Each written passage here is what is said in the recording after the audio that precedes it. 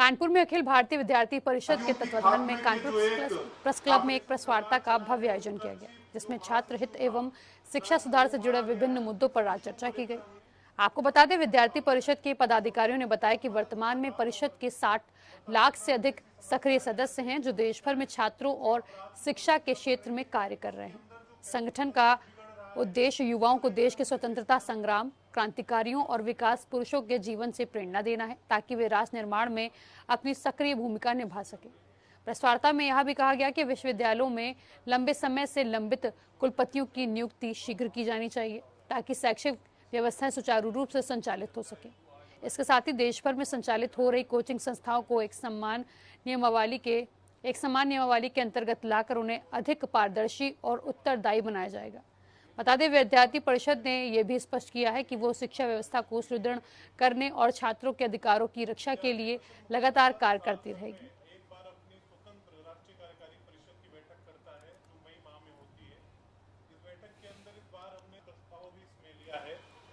इसमें पहला प्रस्ताव जो कोचिंग संस्थान है, उन कोचिंग संस्थानों का नियंत्रण और नियमन, यानी उनका जो रेगुलेशन है, उसके लिए एक व्यवस्था बनाई जाए। उसके कारण इन मुद्दों को लेकर हमने कोचिंग संस्थानों पर एक प्रस्ताव लाया है।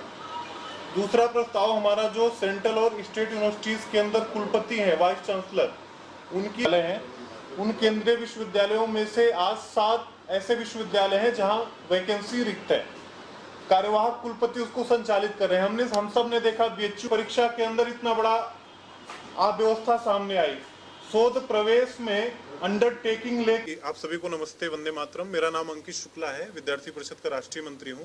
आज की यह पत्रकार वार्ता अखिल भारतीय विद्यार्थी परिषद की गत मई में संपन्न राष्ट्रीय कार्यकारी परिषद बैठक को लेकर है, जिसके अंदर हमने 29 से 31 मई के अंदर शैक्षिक और सामाजिक विषयों पर चर्चा की। विद्यार्थी परिषद ने इस संबंध में भारत के अंदर चलने वाले तमाम घटनाएं, उन पर भी हमने चर्चा की।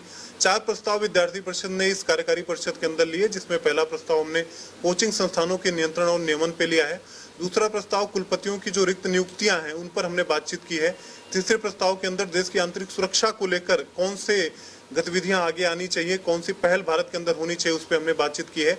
चौथे प्रस्ताव के अंदर जो जियोपॉलिटिकल बैकग्राउंड है, वैश्विक व्यवस्था है, उसके अंदर भारत की जो पहल है, उस पर हमने बातचीत की। अंतर्राष्ट्रीय सीमाओं के संरक्षण सुरक्षा की बात की है, तकनीक के नवाचार के, डिफेंस के आगे बढ़ने की बात की है।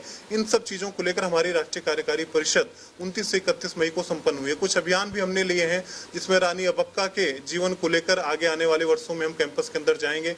यशवंतराव केलकर जी के विचारों को लेकर हम जाएंगे। भगवान बिरसा मुंडा की जन्म जयंती के 60वीं समारोह के अंतर्गत हम कैंपस के अंदर कार्यक्रम करेंगे। आने वाले समय में हमारी जो 4 गतिविधियां हैं, एसएफडी, एसएफएस, कला मंच और खेल, उनके माध्यम से कैंपस को जीवंत कैंपस बनाने के लिए विद्यार्थी परिषद काम करेगी। ये कुछ बातें हमने अपनी राष्ट्रीय कार्यकारी परिषद के अंदर तय की।